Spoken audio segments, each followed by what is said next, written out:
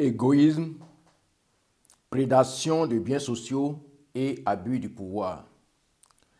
C'est le seul président connu par le Bénin qui s'est accaparé de tout l'appareil productif de l'État à son seul profit par le truchement de liquidation des entreprises publiques. Les premiers mois qui ont suivi son investiture, le président Patrice Talon a fait dos à son serment et à ses charges en tant que chef de l'État pour se mettre dans sa peau d'homme d'affaires. Il ne s'en était pas caché lors de sa première interview au journal français Le Monde.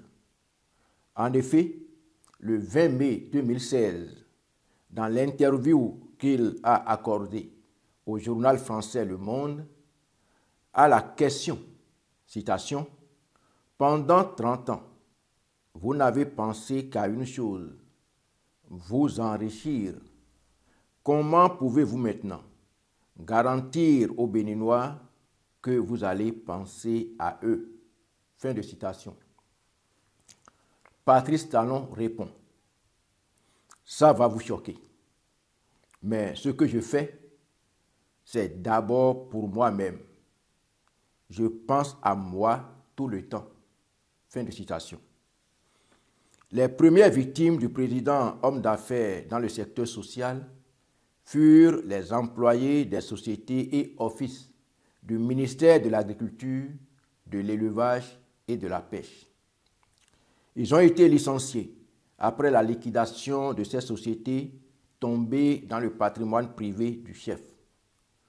Pour mieux caporaliser le secteur agricole et capter les énormes actifs des sociétés, fait d'importants stocks d'engrais et autres intrants, de centaines de milliards de francs en compte, d'importantes réserves foncières, Patrice Talon a, sans ménagement et sans scrupule, liquidé les sociétés du développement rural pour se les approprier, livrant ainsi des milliers de pères et mères de famille ainsi que leur progéniture au chômage, à la misère, à la maladie et à la mort. Il s'agit de Sonapra, Carder, ONS, ONASA, CAIA, PPMA. Travailler prenait de la peine, c'est le fond qui marque le moins. Un riche laboureur sentant sa mort, fit venir ses enfants et leur palace. Merci beaucoup. C'est vrai que pour une première fois, le liquidateur a pu réunir le personnel. Et lors de la rencontre, il faut préciser que c'est le liquidateur délégué même qui est venu et que le liquidateur principal, comme à son habitude, a encore déserté le forum. Donc le liquidateur délégué nous faisait comprendre qu'il a une commission pour le personnel et qu'il devait nous remettre cette commission en main propre. Mais je lui ai fait comprendre que nous avons fait la pisciculture au niveau de la Sonapra et qu'on n'a jamais vendu le poisson dans l'eau. Donc il fallait qu'il nous dise le contenu de la lettre et ensemble, on verra quelle suite donner. Mais il nous a fait comprendre que c'est des documents individuels. Et c'est en ce moment, on lui a fait comprendre que si c'est des documents individuels, c'était pas alors opportun qu'il convoque une assemblée générale et que c'est mieux pour lui d'inviter les collègues de façon individuelle. Parce que quand c'est un document individuel, il faut remettre à chacun son document. Et c'est sur ça que tout le personnel est parti. Mais il faut aussi avouer qu'il y a toujours des brebis galeuses dans un groupe. Et la première brebis galeuse, c'est le secrétaire général du syndicat Sonapra, le second syndicat, qui est devenu le bras opérationnel de liquidateur, au motif qu'on lui aurait promis une place dans une des agences. Mais vous voyez, quand on est à la tête d'un syndicat, quand on a pour responsabilité de défendre les droits des travailleurs, il y a quand même une certaine éthique qu'il faut quand même conserver. Et tout ce qu'on demandait aux liquidateurs, c'est de nous dire quel est le contenu des droits. Parce que voilà un liquidateur qui est venu, avec qui on est depuis un moment, qui ne veut pas discuter avec nous, mais qui vous appelle pour vous remettre des lettres de licenciement sans vous dire qu'est-ce qui est pris en compte dans les droits. Parce qu'il faut rappeler qu'on a des arrêts de primes et autres, de gratuité de fin d'année qu'on n'avait pas payé. Et en dehors de ça, quel est le mode de calcul utilisé? Parce que le motif réel même de la liquidation. Plus tard, la SONACOP, le CNCB, la COTEM, bientôt la SOBEMAP et bien d'autres sociétés n'ont pas échappé à l'appétit démesuré du chef. Que sont devenus les milliers d'employés avec leurs familles? Cela importe peu pour le chef de l'État, opérateur économique qui ne pense qu'à lui d'abord. La liquidation de la SONACOP constitue un crime d'État, selon le syndicaliste Dieudonné Lokossou. Je suis endeuillé 2 fois. C'est-à-dire que Kérékou est mort 2 fois, parce que tout ce que Kérékou a fait pour ce pays, malgré quelques errements au temps de la Révolution, c'était des actes patriotiques forts. Donc, vous êtes venu chez moi ici, c'est grâce à Kérékou que moi, j'ai une habitation aujourd'hui. Et ce n'est pas la première fois que l'on a tenté de démanteler ou de détruire la SONACOP, qui était l'un des fleurons de l'économie nationale. Vous vous souvenez ici qu'à un moment donné, que les travailleurs n'avaient plus de salaire. La SONACOP a assuré le paiement des salaires. On a assuré le paiement des salaires des fonctionnaires. Donc c'était une entreprise florissante. Le bâtiment, le siège que vous voyez là, c'est construit à la sueur du front des travailleurs à 2,5 milliards. Et c'est sur fonds propres. On n'a pas fait d'emprunt. Et à un moment donné, la Banque mondiale a dit qu'il faut dissoudre la SONACOP. Et ceux qui vont faire du siège, ceux qui vont faire des dépôts, je n'ai pas compris pourquoi brutalement on a demandé à la SONACOP d'arrêter ses activités alors que les gens construisent de nouvelles stations. Est-ce que la meilleure solution c'est de licencier les gens et de différer le paiement des droits? Et en plus, j'ai appris que la convention qui régit les travailleurs leur confère beaucoup d'avantages et qu'on ne va pas, on met ça de côté. Alors que c'est un instrument qui fait partie du droit des travailleurs. Bon, moi j'attends, comme les autres entreprises de la maison et de la nation. Bon, on ne nous dit jamais ceux qui prennent. Donc nous sommes là, nous sommes des retraités. Moi j'ai été lésé, nous avons été lésés dans notre retraite. On n'a pas une retraite complète. Et vous pouvez interroger les travailleurs aujourd'hui. Bon, mes promotionnaires, ceux avec qui nous avons bâti la SONACOP, et la plupart sont à la retraite, mais malheureux. Alors donc, on vient encore ajouter aux retraités malheureux des salariés, des travailleurs qui se sont donnés à la tâche. Alors donc moi, je ne peux pas applaudir ce qui est arrivé. J'ai pleuré et je suis solidaire entièrement à 100% avec les travailleurs qui martyrisés, qui viennent de partir avec de simples papiers, des notifications de licenciement. Si le secteur, malgré la présence de Payot, d'autres acteurs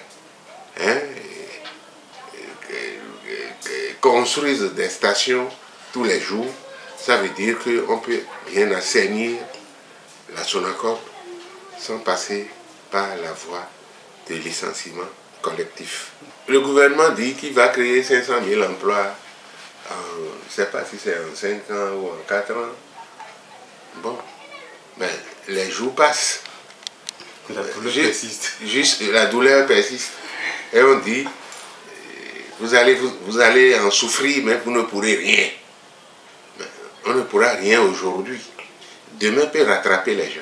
L'une des caractéristiques de la gouvernance du président Patrice Talon, ce sont les atteintes graves aux libertés publiques, aux droits des travailleurs.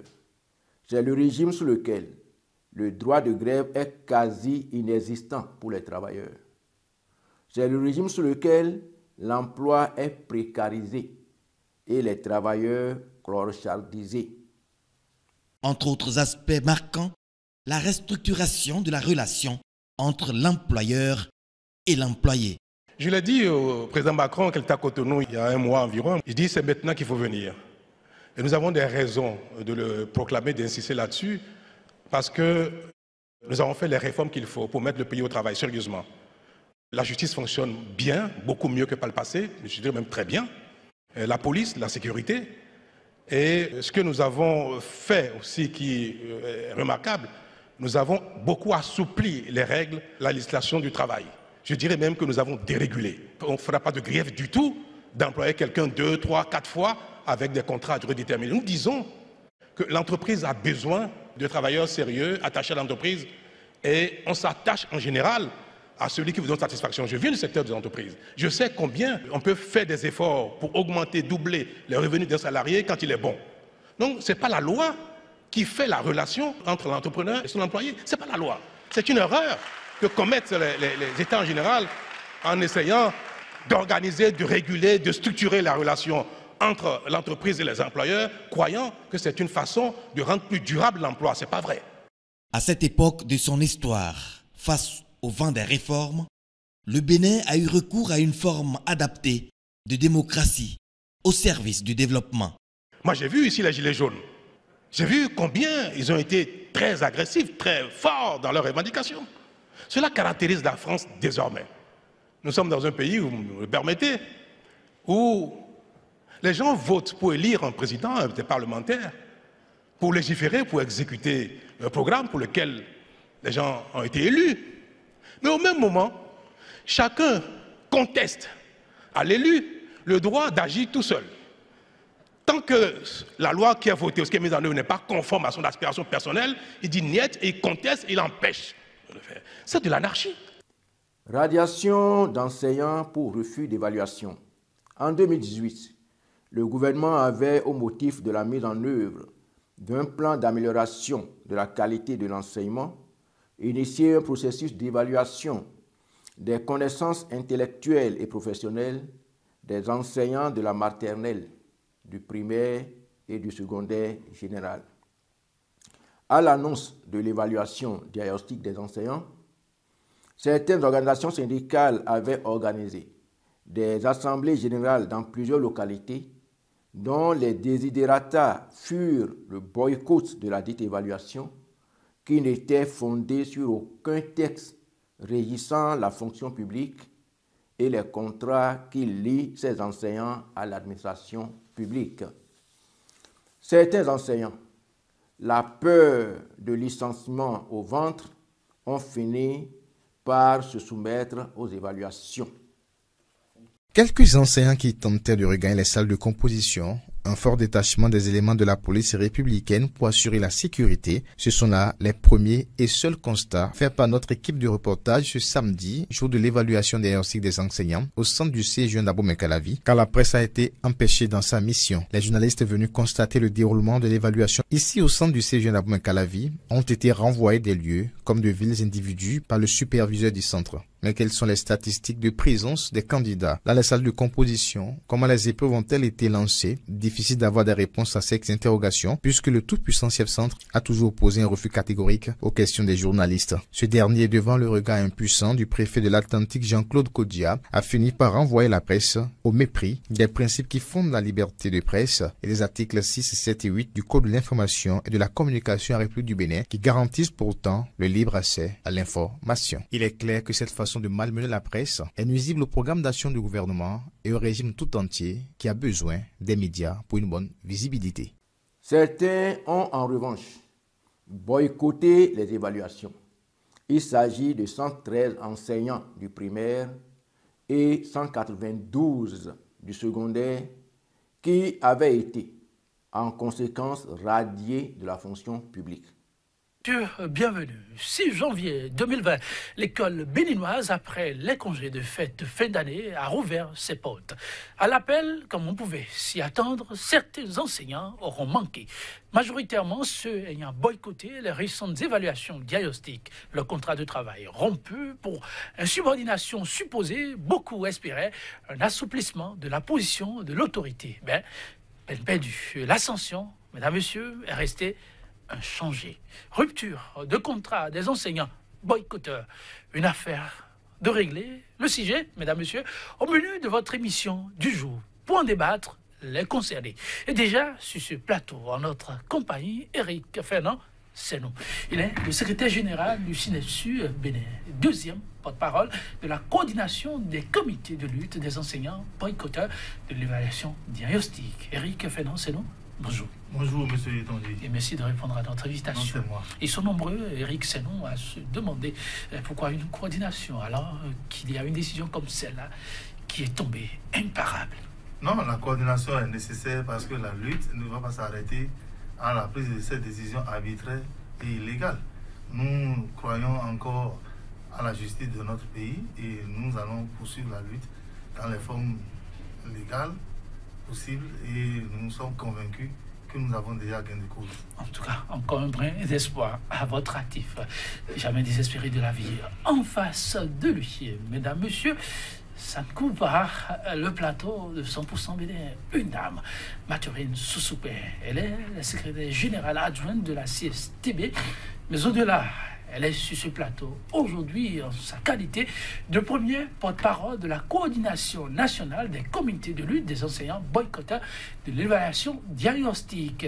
La rupture de contrat, elle en sait beaucoup. Elle est aussi concernée. Elle ne porte pas la casquette de coordinatrice pour rien. Mathurine Sousoupé, bonjour. Bonjour, monsieur Etondi. Et merci de répondre à notre invitation. C'est moi de vous remercier. En tout cas, le plaisir est partagé de vous savoir ici présent en notre compagnie depuis le 24 décembre. Mesdames, messieurs, elle est effective. La rupture de contrat de travail aux agents contractuels de l'État qui ont refusé de participer aux évaluations diagnostiques des 24 et 7 septembre 2019. Ceci conformément aux dispositions des articles 234 et 301 de la loi 15-18 du 1er septembre 2017 portant statut général de la fonction publique. Mathurine Sousoupé, avant d'entrer dans le vif du sujet, je me retourne vers vous et dites comment on passe ces moments-là, veille de fin d'année, une décision comme celle-là, qui tombe, comme on le dit, une épée sur la tête, hein? Surtout en tant que femme. Comment on a su gérer ces instants-là? Donc, je passe par ce canal pour souhaiter les vœux les meilleurs à tous les journalistes de Sika TV, à tous mes amis et camarades de lutte, notamment au sein du comité, tous les patriotes qui ont su et donné leur carrière pour l'avenir de l'école béninoise et à tous les compatriotes béninois qui sont dans le pays comme à l'extérieur. La décision a été reçue, bon, moi c'était un coup de poignard dans le dos, non pas par rapport à moi-même en tant qu'individu Mathieu Sosukwe, mais par rapport à une corporation. J'avais compris que nous sommes, et on l'avait compris depuis longtemps, que nous sommes dans un régime de méchants. Parce que cet acte-là est un acte de méchanceté rare. Même si on avait un programme de nous rompre les contrats, on pouvait attendre un peu ou bien le faire un peu plus tôt que de le faire le 24, la veille de la nativité, ou bien comment vous appelez ça, de Jésus. Donc, 2 ans et demi après ce licenciement, le gouvernement a fini par donner une suite favorable aux demandes des responsables de centrales et confédérations syndicales qui sollicitaient la clémence du chef de l'État. Ainsi, en sa session du Conseil des ministres du mercredi 18 janvier 2023, le gouvernement a décidé de la levée des sanctions infligées aux 305 enseignants ayant opposé un refus de prendre part à l'évaluation des connaissances ainsi que le reversement dans le corps des fonctionnaires des agents contractuels de droit public remplissant les conditions exigées lors de cette évaluation. Si l'injustice vis-à-vis des 305 enseignants radiés a été rectifiée par leur intégration à la fonction publique, ce n'est pas encore le cas du capitaine Patrice Trépeau, abusivement radié par le régime de la rupture depuis 6 ans. En fonction, il aurait été déjà fait colonel. Radiation du capitaine Patrice Trépeau.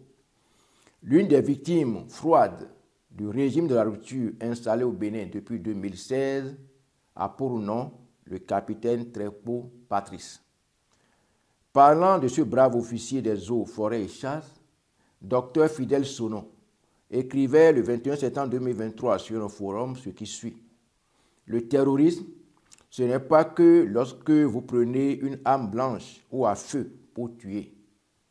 Licencier un cadre pour avoir dénoncé une malgouvernance, c'est user de la terreur pour faire taire toute voix dissidente. C'est aussi du terrorisme.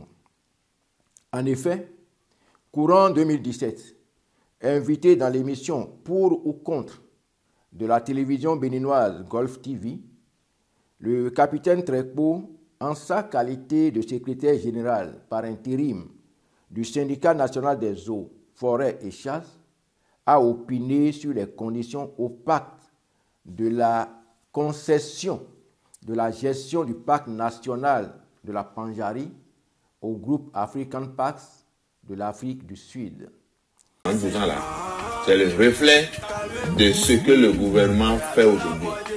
Nous n'allons pas atteindre un bon taux d'exécution dans ces conditions-là. Si les cadres qui sont là, si le chef d'État veut vraiment que les choses changent, j'appelle et lui-même et tous ses amis qui sont autour de lui, à la présidence de la République, à aller vite à une réforme fondamentale. À faire appel à candidature pour positionner les hauts cadres, les hauts fonctionnaires de l'État. Parce que moi, je ne peux pas comprendre que les généraux très compétents soient là et qu'on aille positionner un cadre A1-2 comme secrétaire général dans un ministère. Si le président ne va pas à cette réforme fondamentale là, je tirerai la conclusion suivante. La rupture, c'est du vent. Et le gouvernement ne sera qu'un gouvernement ventilateur. On va pas en arriver. Je souligne au passage que par décision numéro 32-31 AC du 8 août 2023 portant mesures conservatoires contre Golf TV, cette télévision avait été fermée pour avoir fait une chronique sur le coup d'État du 26 juillet 2023 intervenu au Niger.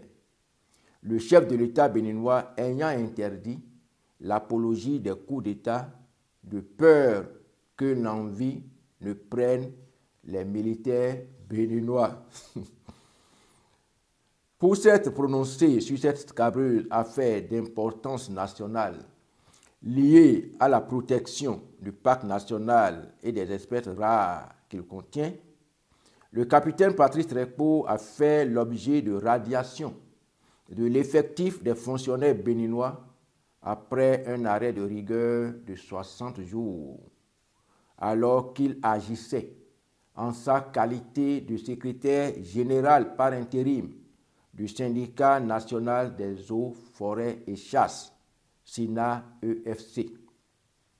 Le capitaine Patrice Trekpo avait été mis aux arrêts de rigueur durant 60 jours par suite de son intervention sur Golf TV où il a dénoncé les réformes du gouvernement de la rupture dans le secteur forestier.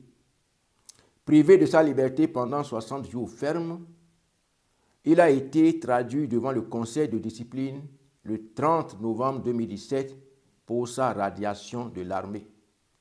Patrice Trekpo a été victime de sa témérité pour avoir rempli son devoir de syndicaliste dans une corporation paramilitaire qui, à l'instar de la police, jouissait du droit d'organisation syndicale et de liberté syndicale conformément aux normes internationales du travail et à la législation nationale en la matière, avait souligné le secrétaire général de l'UNSTB, M. Emmanuel Zounon. La mobilisation des syndicats, de la presse et de la société civile n'a pas émoussé les ardeurs du chef de l'État dont les intérêts financiers étaient en jeu dans ce contrat de l'État avec African Pac. Les centrales syndicales ont changé le climat au ministère du cadre de vie et du développement durable ce lundi 27 novembre 2017. Elles sont venues, vuvuzela en main, réclamer l'arrêt immédiat de la procédure de radiation du capitaine Trekpo, sorti fraîchement de plusieurs jours d'arrêt de rigueur après avoir sévèrement dénoncé certaines réformes en cours dans son secteur, les eaux, forêts et chasses. Pour ça, il a commis un crime. Le projet, c'est qu'on ne veut plus jamais entendre un syndicaliste lever le doigt pour dire ce qui ne va pas dans la République. Le PAG, un de ces trois axes, c'est l'enracinement de la démocratie dans notre pays. C'est dans le PAG. Est-ce qu'on va enraciner la démocratie en procédant de la sorte? Pour le secrétaire général de la Confédération générale des travailleurs du Bénin CGTB, le combat va au-delà du cas du capitaine Trekpo. Il ne s'agit pas de capitaine Trekpo, mais il n'y a aucun pays où on réalise de grandes choses sans liberté d'expression, sans le droit à la différence. Ça n'existe nulle part. Et donc l'effort que nous faisons aujourd'hui ici, c'est pour rappeler à nos autorités que l'intelligence collective voudrait que toutes les intelligences et les compétences de ce pays-là soient mises à contribution dans leurs positions respectives. Les gouvernants n'ont qu'à gouverner, ceux qui sont chargés de rectifier leur politique, comme les syndicats, que ceux-là également puissent rectifier la politique pour le bonheur de nous tous. Que vous soyez force de l'ordre, quelle que soit votre position, l'histoire retiendra ce que vous avez fait pour ce pays. Et moi, je crois qu'il appartient à chacun de nous d'écrire son nom en lettres d'or pour ce pays-là, pour qu'enfin, on lègue aux générations futures un héritage responsable. La CSA Bénin a ensuite relevé les vices de procédure dans le dossier Trekpo. Le capitaine Trekpo, celui qui devait d'abord lui donner la demande d'explication, c'est son chef hiérarchique direct. Ça n'a pas été le cas. Ça, la seule suffit déjà pour que la hiérarchie militaire comprenne qu'elle est dans l'erreur et qu'elle doit faire marche arrière. Jusqu'à la fin de sa garde à vue, on ne lui a pas notifié sa garde à vue. Nous sommes quand même dans une république et le gouvernement est là pour faire respecter les règles de la République. Lorsqu'on se rend compte qu'on est dans l'erreur, on n'a pas le droit de persister dans l'erreur. Il faut revenir. Revenir. Parce que ce que Trekpo a dénoncé, ils ont commencé à le régler. Ils ont commencé à prendre des mesures pour corriger. Ça veut dire qu'ils n'étaient pas dans l'erreur tant que ça. Une logique qui amènera la CSTB à condamner sans autre forme de procès le conseil de discipline devant trancher du cas de leurs camarades. Le conseil de discipline qu'on veut faire là, c'est un conseil de discipline politique. Ce n'est pas un conseil de discipline administratif. Il n'a commis aucune faute. Le véritable terrorisme, c'est quand on a radié le capitaine Trekpo, qui, dans son rôle de fonctionnaire des eaux et forêts, et de surcroît secrétaire général du syndicat des eaux et forêts, défendait les intérêts et ressources de l'État contre le bradage, comme ce fut le cas avec d'autres sociétés d'État liquidées puis rachetées par le clan au pouvoir. Les employés de ces sociétés sont pour la plupart au chômage, traînant maladie, faim et stress. Beaucoup sont déjà morts. Le terrorisme, ce n'est pas affirmer 5 ans, c'est 5 ans. Rappelant la durée constitutionnelle du mandat présidentiel à Patrice Talon, qui s'est accordé une rallonge de 45 jours de présence à la tête de l'État à la fin de son premier mandat, qui prenait normalement fin le 5 avril 2021 à minuit. Taxer ses propres concitoyens de terroristes, lexique Talon, les arrêter et parfois les juger et les condamner à 10 voire 20 ans ferme d'emprisonnement, comme ce fut le cas du professeur Joël Aïvo, de l'ancien garde des Sceaux Rekia Madougou et de centaines d'autres citoyens dont les étudiants encore en détention jusqu'à ce jour, cela relève du terrorisme d'État.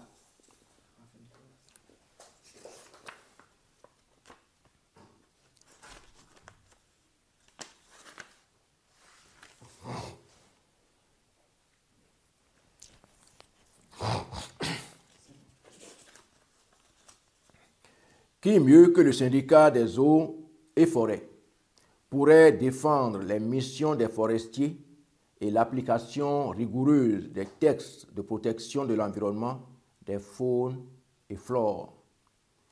Les conditions de concession de la gestion du parc national de la Pandjari au groupe African Park étaient opaques, comme d'ordinaire sous le régime de la rupture de Patrice Talon. Le parc national de la Pandjari est une aire protégée du Bénin, située à l'extrême nord-ouest du pays, dans le département de la Takora, sur les communes de Tangueta, Materi et Kérou, à la frontière du Burkina Faso. Il fait partie de la réserve de biosphère de l'UNESCO du complexe W. Arli Pandjari. Le parc national de Pandjari est situé à 650 km de Cotonou, à 420 km de Ouagadougou, d'une superficie de 32 250 km², à cheval sur le Bénin, le Burkina Faso et le Niger. Cet écosystème sauvage encore intact est le plus vaste d'Afrique de l'Ouest. C'est une destination mondiale du tourisme animalier. En décembre 2011, en ma qualité de ministre de la Culture, de l'alphabétisation, de l'artisanat et du tourisme, c'est dans le parc national de la Pandjari, qui fut la meilleure attraction touristique animalière de l'Afrique et donc du Bénin par le passé, que j'avais lancé la campagne touristique 2011-2012 du Bénin. Dernière grande étendue sauvage d'Afrique de l'Ouest avec ses espèces emblématiques, le parc de la Pandjari compte près de 2000 éléphants, un demi-millier de lions, quelques centaines d'antilopes, de guépards et plusieurs centaines d'espèces aviaires. 2 années à peine après la remise du parc national de la Pandjari au groupe African Parks, les faits ont donné raison au capitaine Patrice Trekpo, qui, tel un visionnaire, avait alerté sur les conséquences fâcheuses de la privatisation du parc de la Pandjari, sans un droit de regard des fonctionnaires des eaux, forêts et chasses du Bénin. En effet, le 1er mai 2019, le Bénin est rentré dans le cercle infernal d'insécurité djihadiste. Malgré la proximité du Bénin avec les pays frères du Niger, Burkina Faso, Mali et Nigeria, le terrorisme ou le djihadisme n'avait jamais frappé le Bénin avant le régime de Talon, qui par ses agissements et compromissions a créé les conditions favorables au phénomène dans notre pays. En effet, les 1er et 2 mai 2019, pendant que la police et l'armée, sur ordre de Patrice Talon, tuaient à balles réelles les citoyens béninois qui manifestaient à main nue contre les élections législatives exclusives de 2019 à Cotonou, les djihadistes faisaient leur entrée en scène. Le 1er mai 2019, le talentueux guide dans le parc de la Pandjari, Fiacre Béji, âgé de 30 ans et père de 6 enfants, a été enlevé avec 2 touristes français par des ravisseurs. Le corps de Fiacre a été retrouvé le 4 mai 2019, très abîmé, tout près de la frontière avec le Burkina Faso, dans le parc de la Pandjari.